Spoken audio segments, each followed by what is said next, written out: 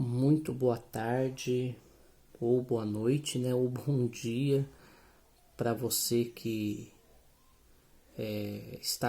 resolveu acompanhar este vídeo, né? Do que se trata? Porque essa imagem de rosa mística neste vídeo, né? E, enfim, eu quero partilhar com você um pouco, né? Sobre as aparições de Nossa Senhora Rosa Mística, né? As aparições que começaram a acontecer em 46, de uma maneira silenciosa, né? E que se revelaram, vamos dizer assim, nas mensagens de Nossa Senhora a partir de 47 para uma enfermeira italiana chamada Pierina Gilli, né? Que nasceu em 3 de agosto de 1911 e morreu no dia 12 de janeiro de 1991, né? Em que Nossa Senhora vem trazer para ela várias mensagens, né? Mensagens dirigidas de maneira particular ao mundo, mas de maneira muito mais particular ainda aos consagrados, né? Então, Nossa Senhora vem pedir, através da simbologia das rosas que ela traz em seu peito, uma mensagem, né? E se você teve a oportunidade de ver o primeiro vídeo, em que eu muito simplesmente, muito humildemente mesmo, porque existem outras pessoas com certeza mais inteligentes, mais santas, mais entendidas do que eu, que podem falar sobre esses, né, sobre as aparições de Nossa Senhora, a Mariologia, enfim, tudo que cerca, né, a pessoa de Maria. Com certeza existem pessoas muito mais inteligentes, muito mais santas, muito mais preparadas, mas eu, como um filho muito amado e que ama muito sua mãe, né, quero dar este presente, esse humilde presente, esta humilde reverência a essa grande e bondosa mãe. Eu sou Clayton, né, um apaixonado por Nossa Senhora, um mariano, graças a Deus, eu sou mariano, né?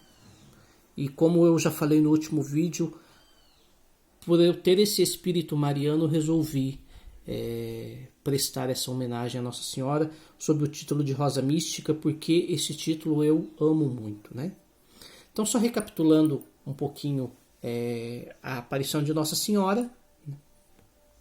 Nossa Senhora aparece então para Pierina no ano de 46, ela aparece de roxo, vestida de roxo, com um véu branco na cabeça, né? E com 3 espadas no peito. E ela simplesmente olha, a Pierina estava enferma nessa época, né? Ela estava com meningite e ela foi curada milagrosamente pela fundadora já falecida, né? A Santa Maria Crucifixa de Rosa, fundadora das Servas da Providência, se eu não estiver enganado, depois eu pego o nome direito para vocês.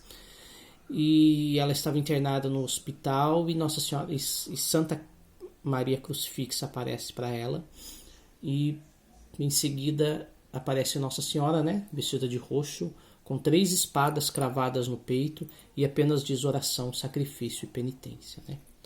E depois ela mesmo revela, né, para Pierina o que eram aquelas espadas, né? A primeira espada era pelas almas que traem suas vocações, né?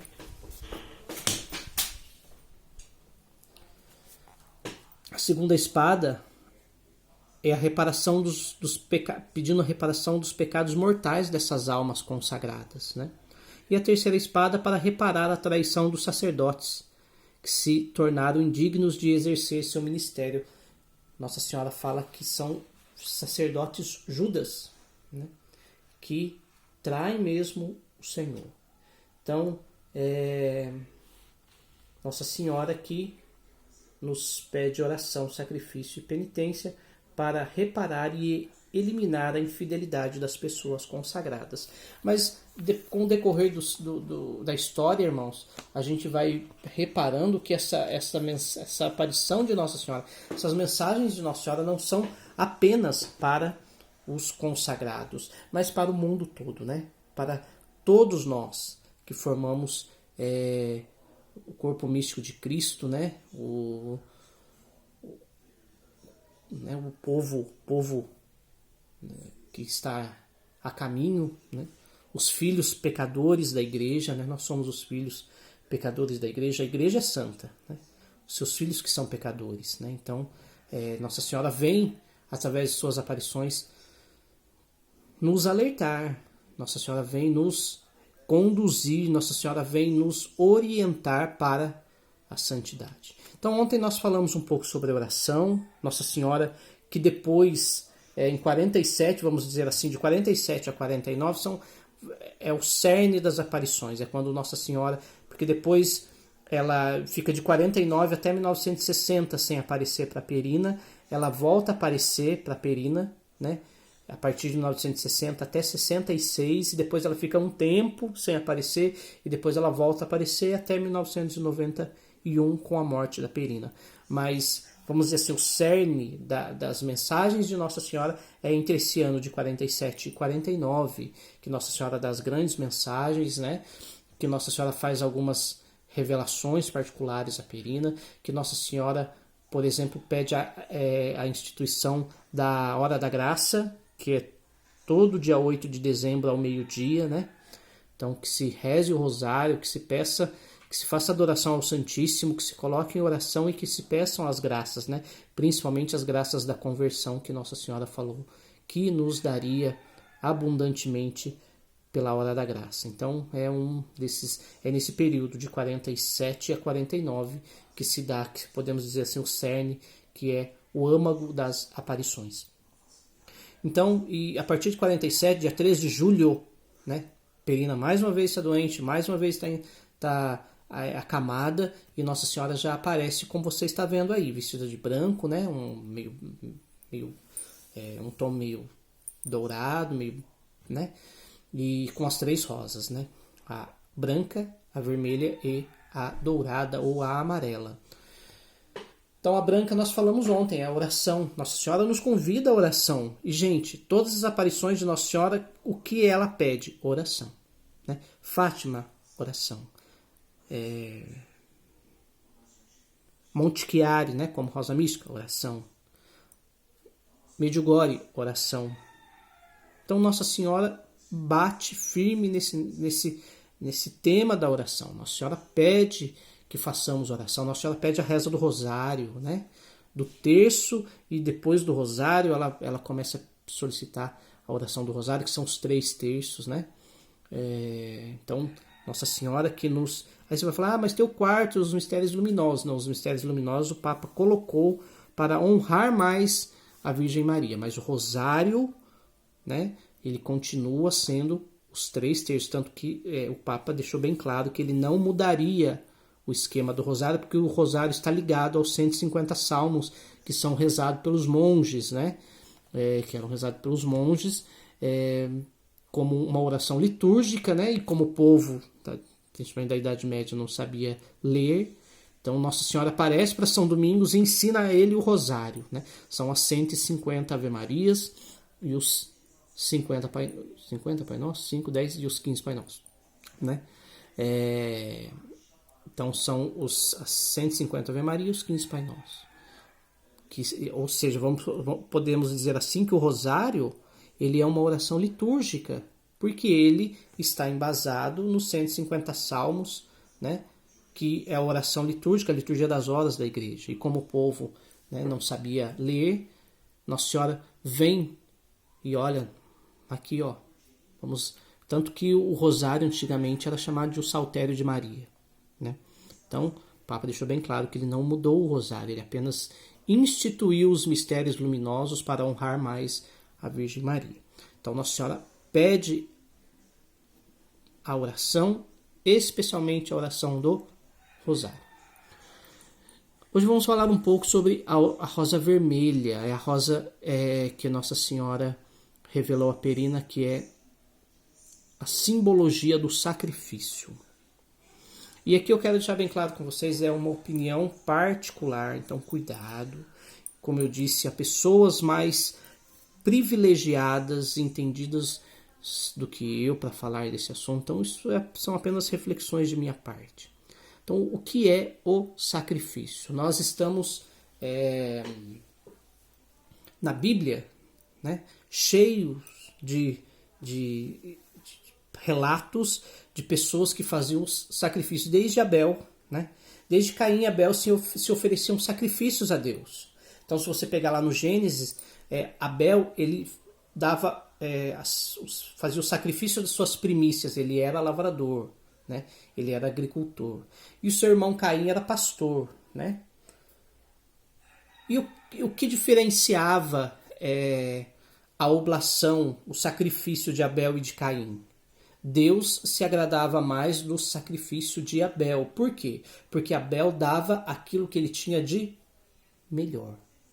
Ele sacrificava o que ele tinha de mais precioso, as primícias, as coisas melhores ele dava para Deus. E a palavra de Deus diz que Caim era diferente, que ele dava o que ele tinha de menos valioso, vamos dizer assim, né? O que não agradou a Deus, né?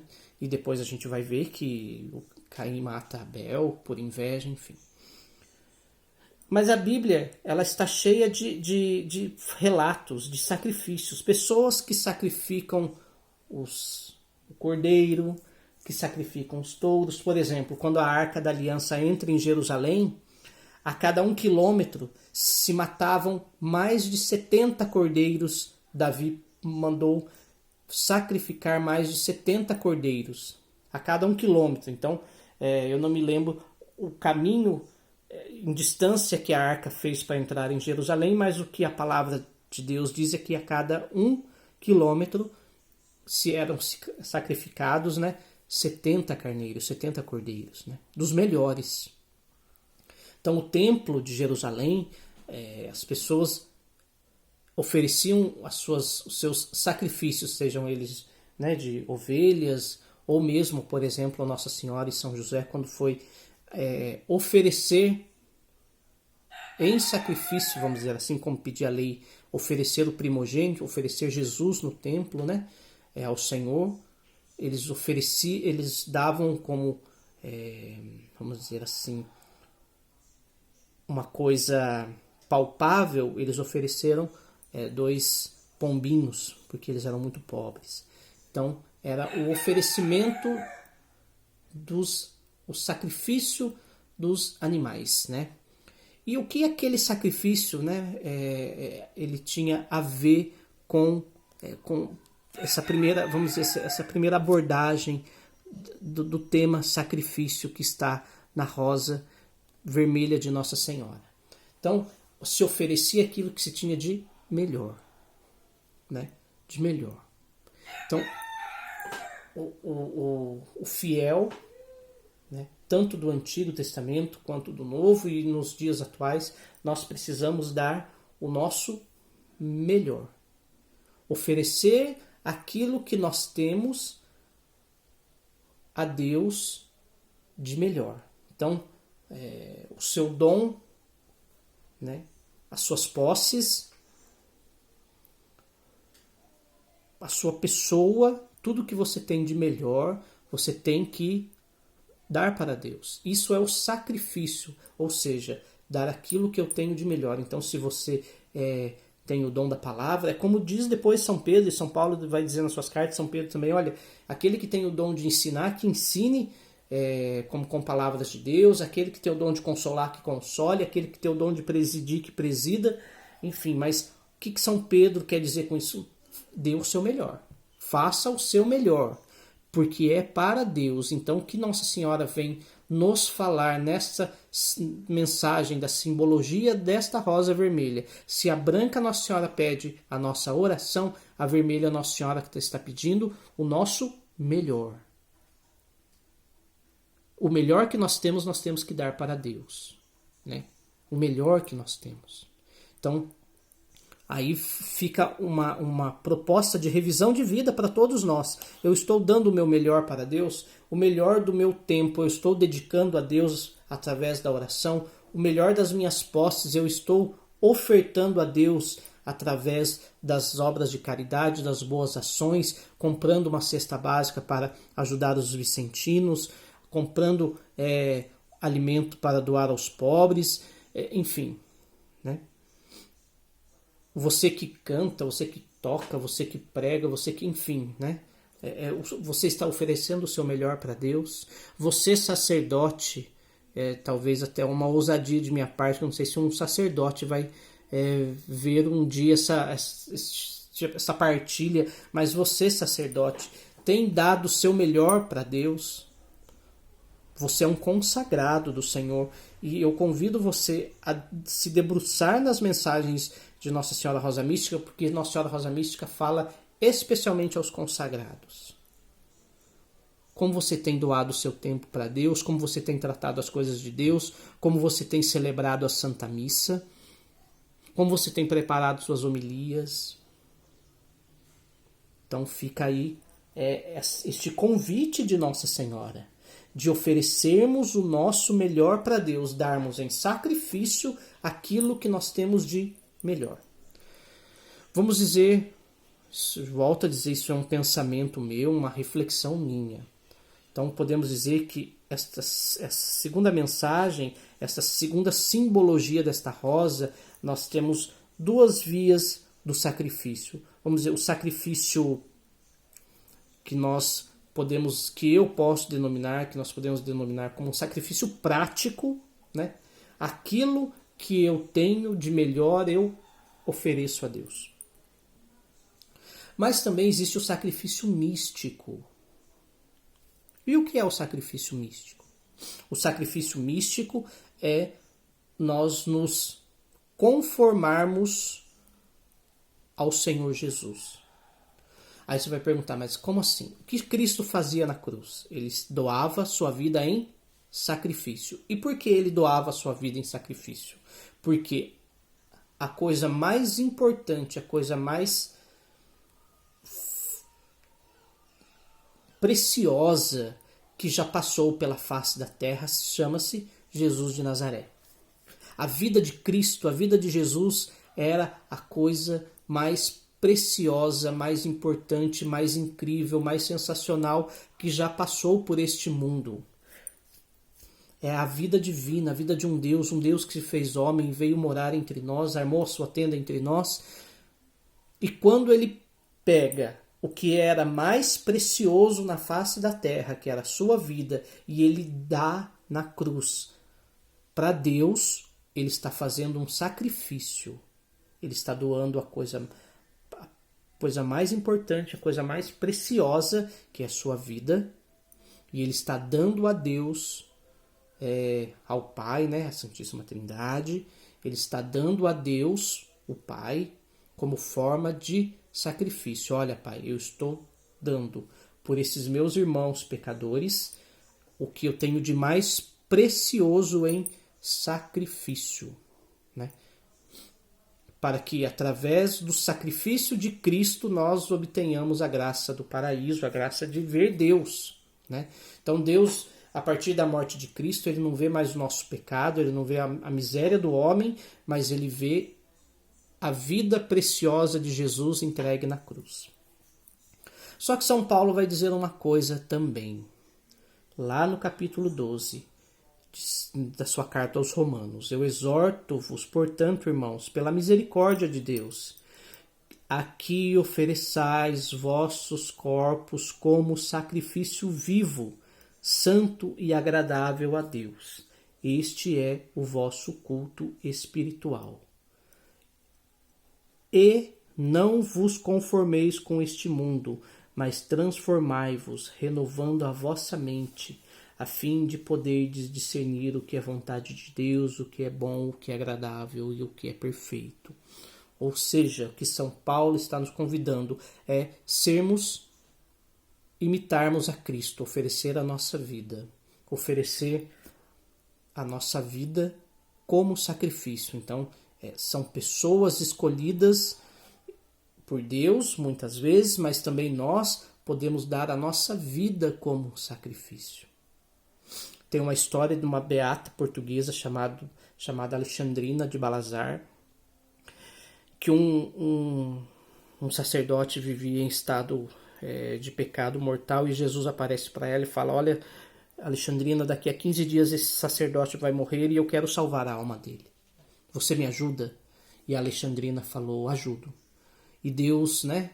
Jesus deu a ela as dores dos estigmas, né? Ela sofria a paixão de Cristo e ela sofreu durante esses 15 dias as dores da paixão de Jesus. E ela oferecia o seu corpo surrado, ela que já estava acamada, paraplégica, tetraplégica, de cama, né? Depois um dia podemos contar a vida da beata Alexandrina de Balazar. Ela oferecia o seu corpo já estraçalhado para que fosse mais ainda utilizado por Jesus, né? E Jesus consegue, esse padre antes de morrer, ele se confessa, ele comunga, ele se arrepende dos seus pecados, e Jesus aparece para ela e fala: Alexandrina, sabe aquele padre que eu pedi para você me ajudar a salvar a alma dele? Ele foi salvo, ele está no purgatório e precisa de missas. Alexandrina se deu como sacrifício. E o que nós, simples mortais, que não somos santos, né, podemos fazer como sacrifício? Penso eu, irmãos, é o sacrifício da nossa vontade. E a nossa vontade de homens modernos, governados por instintos. Nós deixamos de ser governado pela intelectualidade, pelo racional, e nós, homens modernos do século XXI, por incrível que pareça, somos e nos deixamos governar por nossos instintos. Os nossos instintos é que mandam na nossa vontade. Então, eu quero ter o poder e o prazer. Eu preciso ter. Eu quero poder, eu não me contento em ser um funcionário, eu quero ser o dono e o prazer, eu quero comer, eu quero ter relações sexuais, eu quero isso, eu quero tudo para alimentar o meu instinto animalesco, vamos dizer assim. O instinto animalesco, por incrível que pareça. E quando nós refreamos os nossos instintos, nós colocamos a nossa vontade debaixo da graça de Deus, nós estamos oferecendo o sacrifício da vontade. Então, quando você se propõe a fazer, por exemplo, um jejum, você está, vamos dizer assim, fazendo dois caminhos. Primeiro, o sacrifício da sua vontade. Talvez este seja o pior. Você está com vontade